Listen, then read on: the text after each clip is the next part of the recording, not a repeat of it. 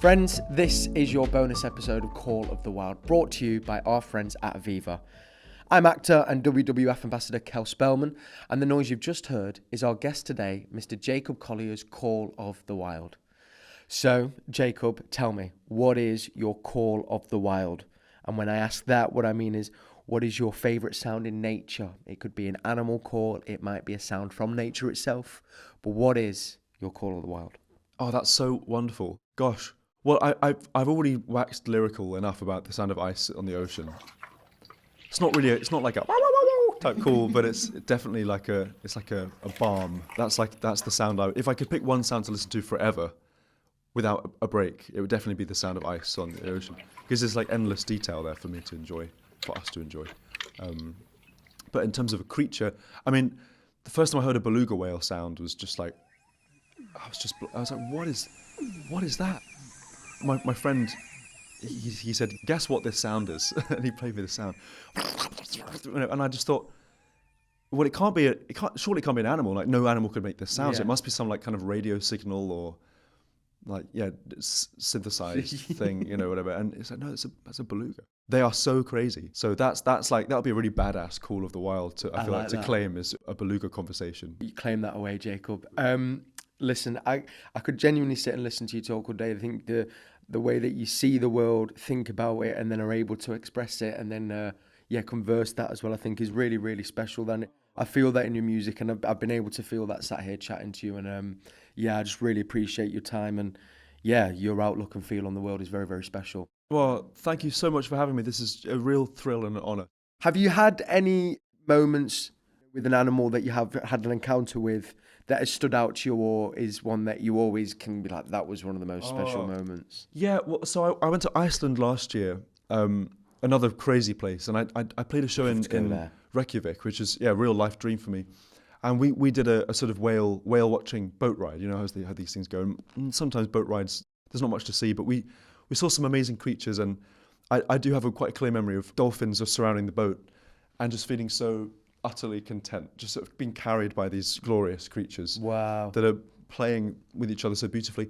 And I had a similar experience a few weeks ago in Costa Rica. I mentioned I was there. Yeah. And there's a little peninsula that we were on this boat within.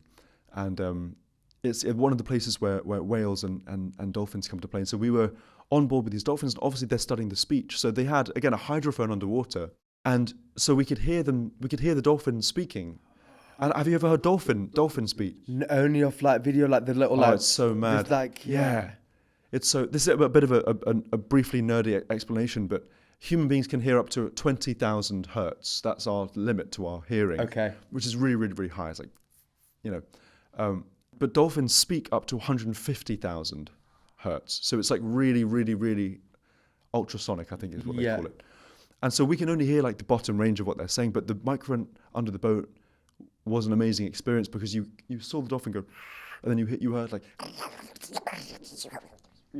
and that just felt like I was really close with the minds of these creatures, like the hive mind of the dialogue. And that goes back millions of years ago. So our languages are, I don't know how old, are like maybe 10,000 years or something. It's not like the modern languages, but these creatures have lived here so much longer than we have. Yeah. So by studying some of the languages, I think our hope is that there's a lot to uncover there. And open up. It's quite interesting, the role that AI is playing in that. Are they making almost breakthroughs, for want of a better word? I heard the first recording ever of an AI speaking back to an animal in their own language, which was mad. Mental. It's mad.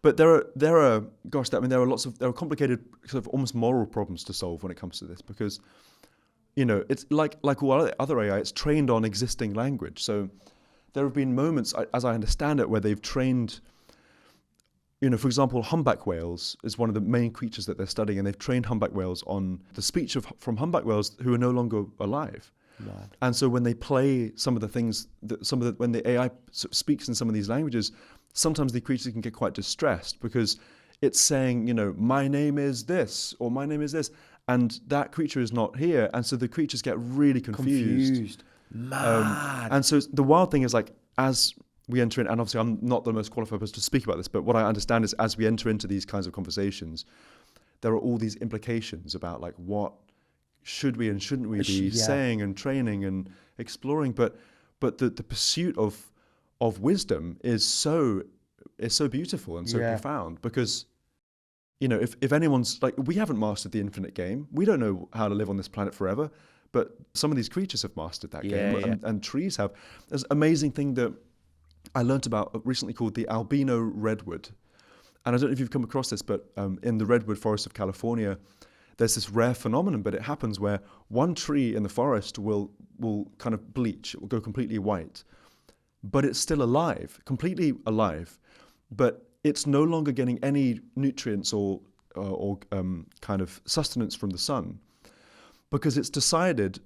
It's like, as we all know, forests can communicate underground through all these mycelium networks, and I guess what it seems like happens is that there's a tree in the forest that understands, okay, there's some kind of toxin that's come in and it's infiltrating the forest, and so one tree sacrifices itself. It will say, I'm going to take all the toxins from all of you other trees and like take one for the team, but the other trees keep it alive by feeding it nutrients from underneath. Even though it's taken a hit. And those things just move me so, I could go on about forests for a while, but like that moves me so much because they're so intelligent. And the way that kind of knowledge and wisdom is shared and exchanged in real time is so real. It's incredible. And I really want to make sure we understand it as much as we can before it's gone. Because I think if we base this is another aspect of the conversation I've learned about, but if we base our neural networks, we base our LLMs and language models on forests rather than human beings, or as well as human beings, then problems can be solved in totally different ways. And so a lot of people, it seems like, who are at the forefront of AI now are trying to learn not just what these kinds of natural creatures and species are communicating, but how they're communicating, because some of the methods of language exchange are profound by nature, and the way that they're structured is so profound, and the way that they interact. So the way I've understood it as a relative novice is that there is just so much about the way the natural world is structured in terms of exchange of information, which is so beautiful and so profound, more so than our rather limited language that's to do with like sound and sight. But there are so many other forms of language that are at play all the time. Spectrum of it. Yeah. There's a great book as well. I think it's the Hidden or the Secret Life of Trees. I've read this book. And that, for anyone listening, changed my whole life. That's similar for me. It was really one of those formative books, and I think for anyone listening, that's a great place to start to understand, particularly what you're speaking about there, trees and this whole hidden life there.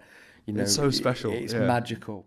That was a little extra episode of Call of the Wild for you, my friends, brought to you by Aviva. I want to say a massive thank you to our guest again, Mr. Jacob Collier, and thank you to you for listening. If you would like to find out more about how you can get more connected to nature, just search online for WWF Prescription for Nature. Call of the Wild is a fresh air production for WWF. Please do follow now for free so that you don't miss an episode. And I'm going to leave you with the magical sound of The Wild is Calling, It's Time to Act.